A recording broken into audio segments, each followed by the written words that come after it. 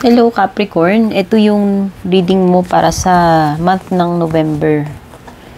So ano ba yung mga possible na parating sa'yo, yung mga dapat mong malaman. Maraming salamat Capricorn kung lagi kang nanonood ng mga readings ko. Thankful and grateful po ako sa lahat ng like, shares, and comments ninyo. And malaking tulong po yan sa akin. Hindi magre-resonate 100% sa'yo ito, Capricorn, no? So, kunin mo lang aning mga tumutugma sa'yo. Kung hindi nakaka-resonate sa'yo, ibig lang sabihin nito, hindi talaga para sa'yo yung reading. Yung mga interesado sa private reading, guys, pakitignan na lang yung mga nakasulat sa description or pakipanood hanggang dulo. Nandyan yung mga details. TYSM. Pasensya mo na yung boses ko, Capricorn, na sobrang ako ng malamig and matamis. Tsaka sobrang daming readings, kaya wala na akong boses. So, meron ka ditong key. Meron ka ring tower. Firecracker, tsaka sun.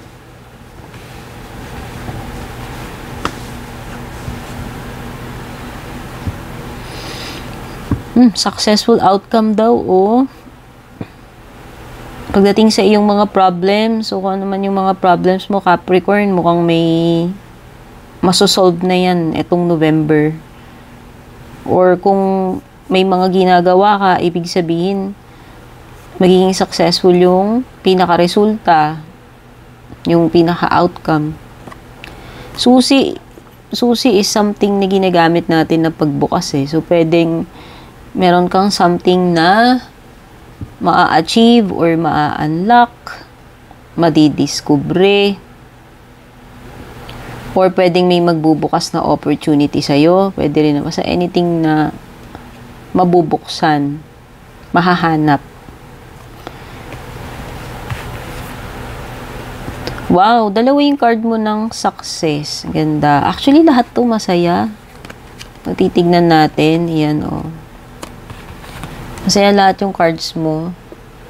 Meron kang key, tower, firecracker, tsaka sun. Lahat ito is maganda yung meaning. Itong dalawang cards na to, nagsasabi siya about success with effort. Take note, guys. Ito yung success na nakukuha mo kung nag-effort ka. Pero wag na kayong magtaka kung hindi naman kayo nag-effort. Wala kayo talagang makukuha. Siyempre. Pero at least, di ba, nakikita ko dito, kung may mga problems ka man, sabi dito, masosolve yung problems. And then, kung meron ka man something na binild mo, pinaghirapan mo, with effort, meron ding success. Okay, sabi dito, something na magiging matatag. Solid eh. Solid foundation to.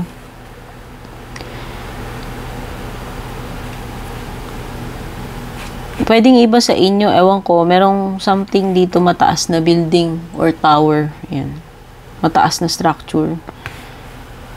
O, pwedeng condo, yung mga high-rise buildings or structures. Excitement. Uy, merong something na exciting paparating sa'yo, no? November, ano kaya to?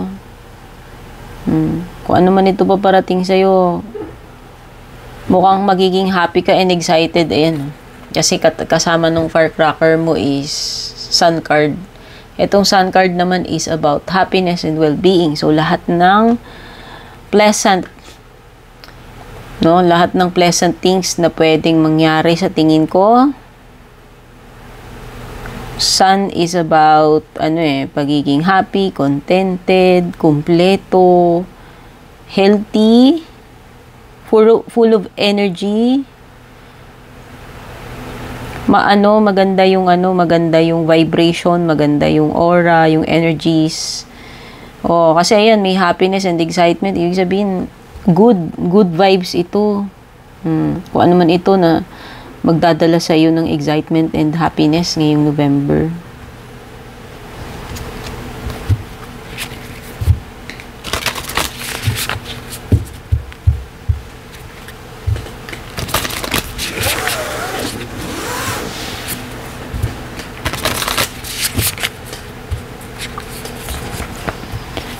Meron ka miracles din dito. Ganda, oh. Expect the wondrous to emerge. In silence, peace prevails. Solitude. Fellow travelers.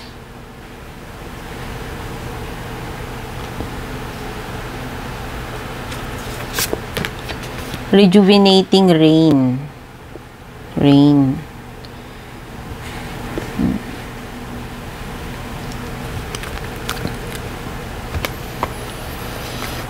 Okay, expect mo na may miracle na paparating sa'yo. Kung ano man itong bigla na lang susulpot, maganda siya eh. Positive nga, sabi ko sa'yo, lahat ng cards mo positive dito, oh.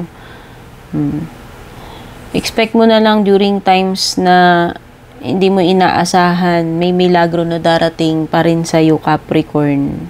Siguro isa na to, yung masusolve na mga problem.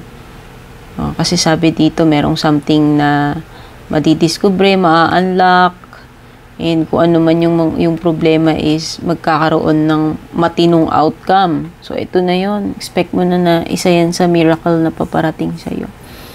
Meron na lang, bigla na lang magi-emerge dito na miracle, no? Okay, yung iba sa inyo, pwedeng magkakaroon kayo ng peace and quiet, ng time para sa sarili ninyo. Ito yung kalmadong period eh. Period ng walang pwedeng ito yung period na ma-enjoy mo kasi walang magpapagulo sa isip mo. Magkakaroon ka ng time sa sarili mo na makapag-unwind. Basta at least magkakaroon ng peace and quiet ngayong November para sa iyo. Kung masyadong naging magulo or hectic or stressful yung routine mo ng mga nakaraan, at least etong November, no? Meron kang peace and quiet or time na masolo mo naman yung sarili mo, ma-enjoy mo yung company ng sarili mo. Makapag relax ka man, mag self-care, yan. Kumbaga, ito yung time na meron kang peace of mind eh. Walang mga pampagulo. Walang epal, walang buisit.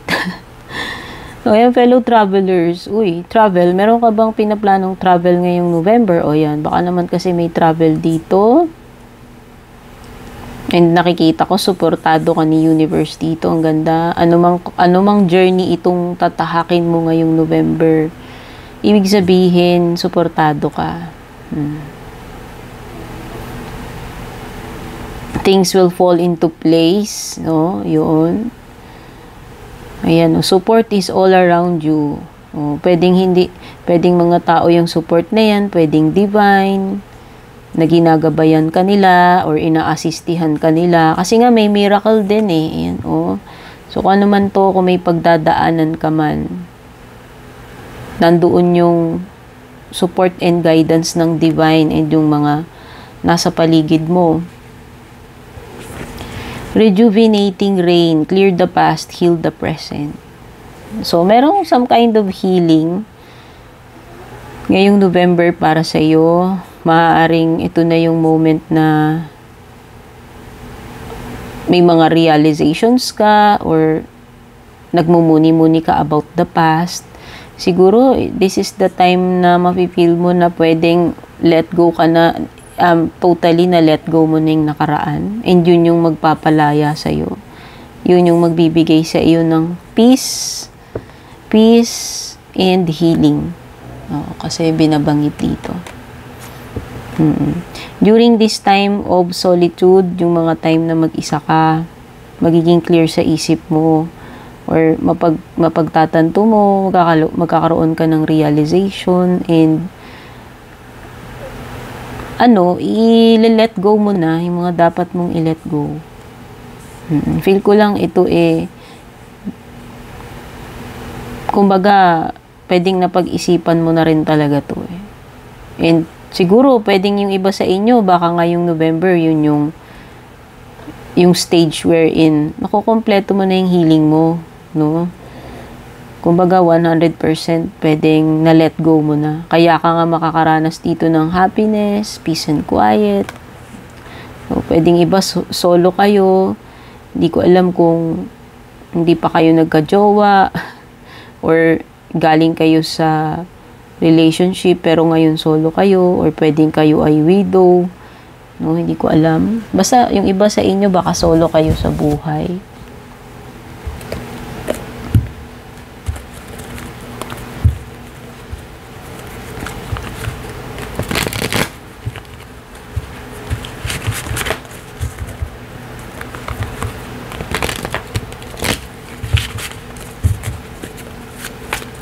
Tingnan ba natin mga additional na messages para sa iyo, Capricorn. Meron ka ditong Two of Pentacles, Capricorn energy, Leo, Virgo or Gemini. Yes, Gemini. Strong energy ng Leo. Dito sa bottom ng deck mo, meron kang Leo again.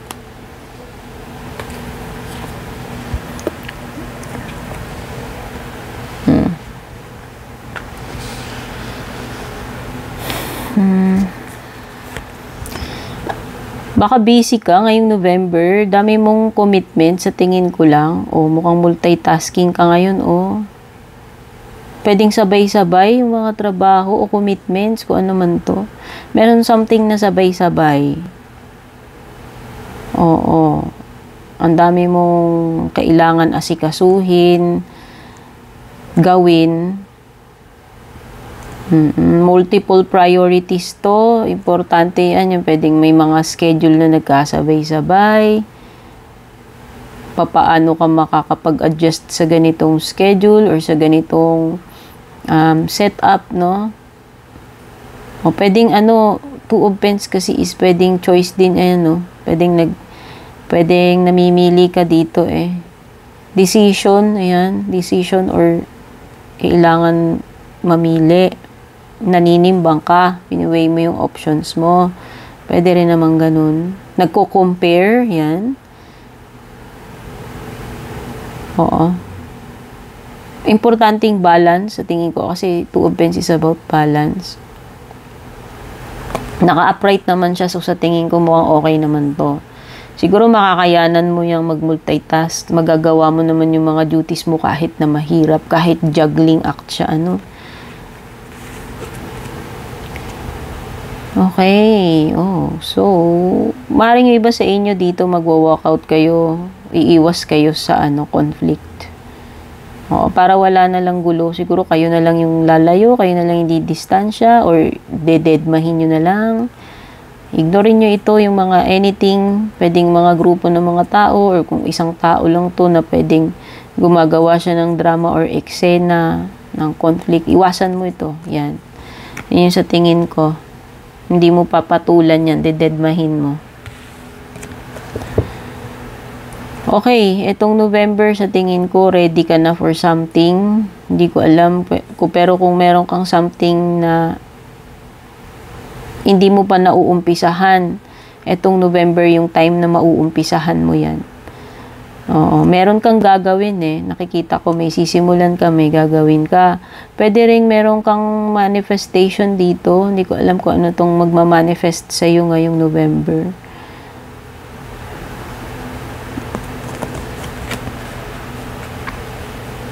Pwedeng meron ding transformation kasi magician to Pwede rin na may pagbabago. Or ewan ko, ano tong something na babaguhin mo. Sisimulan mo ng baguhin. Yan, parang ganun.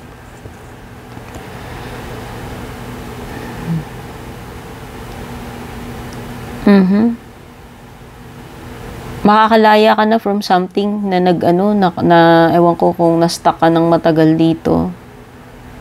Nagapos ka ng matagal dito. Ito na yung moment na mafi-free mo na yung sarili mo, Capricorn. Finally. Mapapalaya mo na yung sarili mo dito. Sa tingin ko, may kinalaman siya doon sa past Yung mga ile-let go mo, i-clear mo na yung slate mo. Pwedeng kinakalimutan mo na or nirelease mo na yung past. Kaya siguro, yun din yung freedom na maa-achieve mo kasi pinalaya mo na yung nakaraan. So, yun lang pala yung pinakasusi sa problem mo. Ano? Titignan natin. Yun lang pala yung pinakasusi sa problema mo, yung i-release mo yung nakaraan. At least, di ba?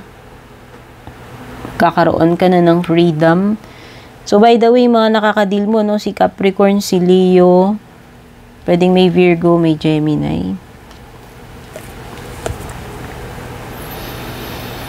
Okay? Meron talaga challenges sa iyo, Capricorn. Sa bottom ng deck mo, ayan, may mga pwedeng may mga makipagtalo sa iyo dito. Gagawa ng drama, eksena, makikikumpetensya. Oo, parang merong someone or grupo na pwedeng hinahamon ka, pinoprovoke ka or hinahamon ka. So, sa tingin ko, importante yung self-restraint, yung control mo dito na, yun nga, huwag mo na lang patulan. And sa tingin ko, mukhang yun naman din yung iniisip mong gawin. O, maaaring may sitwasyon dito na kailangan mong, i-defend yung sarili mo.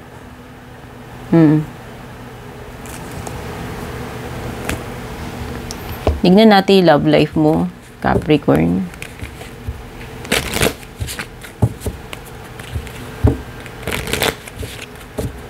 Ngayong November. Love life ni Capricorn ngayong November. Meron ka ditong passion, seduction, kiss on, ay, ano ba yan? Sagwa neto, Capricorn. May kiso na rin kay. Oh my God. So, I hope hindi naman kayo ma-broken heart ngayong November. Kasi dito sa love life mo, meron ditong flirt.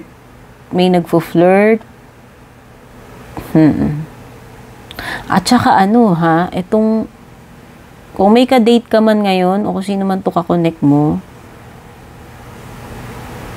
pwede kang maka-experience ng betrayal. Ayan. Ma-heartbroken ka kasi meron siyang ibang kaanuhan. Capricorn, may iba siyang kakonect bukod sa'yo. Sabi dito, pwedeng, kung may dinidate ka man ngayon, hindi ko alam kung jowa mo to, asawa mo to, kakonect mo, ka-MU mo, meron siyang ibang ka-hook up, meron din siyang ibang mini-meet, may iba siyang ka-date. Oo, isa ka lang doon sa collection niya, mukhang mangungulekta tong person na to. Possible 3 or 2, basta 2 or 3 kayo dito. For sure, meron siyang ibang kaanuhan. Ka-connect. May third party energy dito Tapos pwedeng ginawa ka lang option na itong person na to. Yun lang yung masakit dito, kaya nga ito maka-heartbroken ka. For sure, kahit sino naman sa atin masasaktan pag na-discover natin yung ganyan. So, hindi ko alam kung nangyari na to sa'yo, nangyayari or mangyayari pa lang Pero pwedeng, ngayon na nga, may separation. Syempre, once na ma-find out mo yan, alangan namang, di ba? Depende na lang sa inyo. Pero yun na nga, it's a betrayal. Separation. Pagiging heartbroken. Niloko ka niya Pwedeng pinagsabay kayo Kaya pala may juggling act dito. Sabi ko nga, di ba, parang may pinagsasabay. Pwedeng pinagsabay kayo. Meron kayong chemistry na itong person na to. Pareho niyong gusto isa. Pareho rin nyo na-enjoy yung company ng isa. Pero mukhang ginood time ka lang niya kung ikaw tong isa sa collection niya. Saklap naman, besh. Pero yun yung nakuha natin. Tignan na natin yung mga iba pang payo para sa'yo or messages.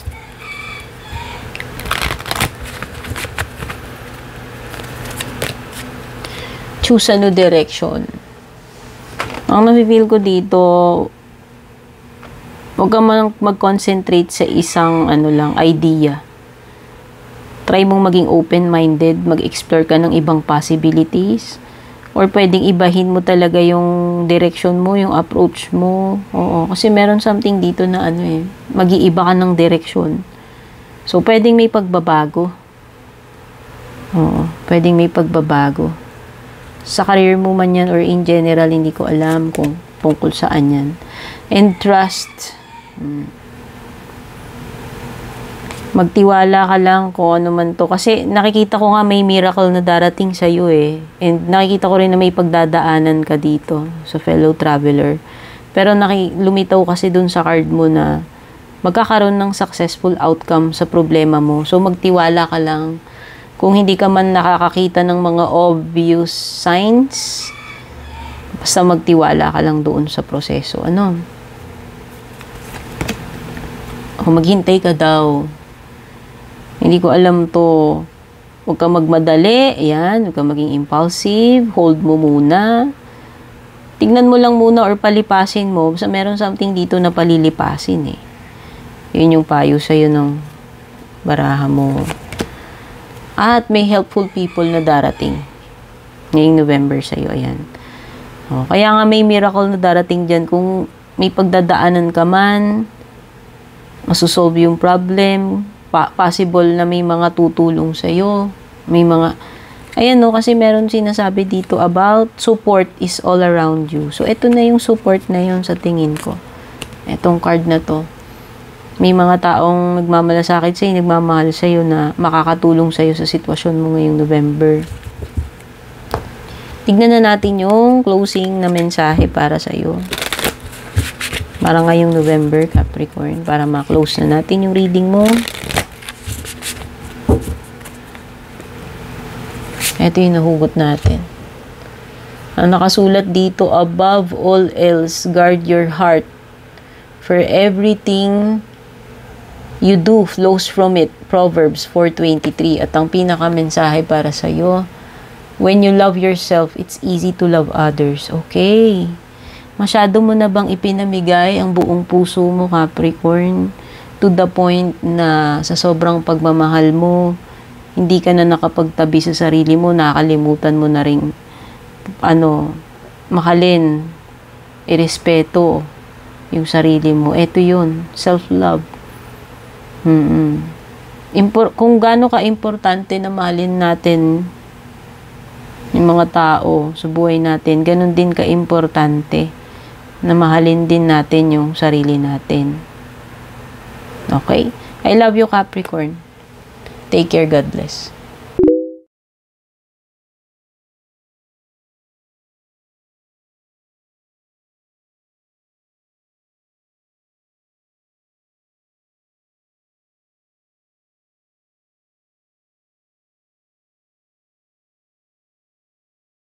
And kung balak nyo pong mag-book or mag-inquire ng personal readings ko, basahin nyo lamang po itong nakasulat sa screen or yung nakalagay sa description. Shoutout at thank you sa ating mga YouTube channel members, Juliet Saito, Vel, Mildred, Julian, Alejandra, Maya 2.6, Michael, Rosel, Belen, Melinda, Jane, Devi, Joy, Gwen, De Luna. Shoutout and thank you rin sa ating mga FB page subscribers, Alicia, Aida, Jovel, May, Ann, Jennifer, Jane, Aida, Aluwap, Emilu, Melinda, Grizel, at ang pinakabago si Shay Santos.